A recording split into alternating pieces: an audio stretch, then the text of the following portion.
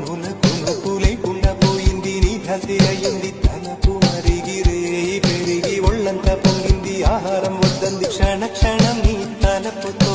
తను చిక్కిపోయి ప్రాణమిచ్చే ఓ ప్రణయమా నీకు సాటి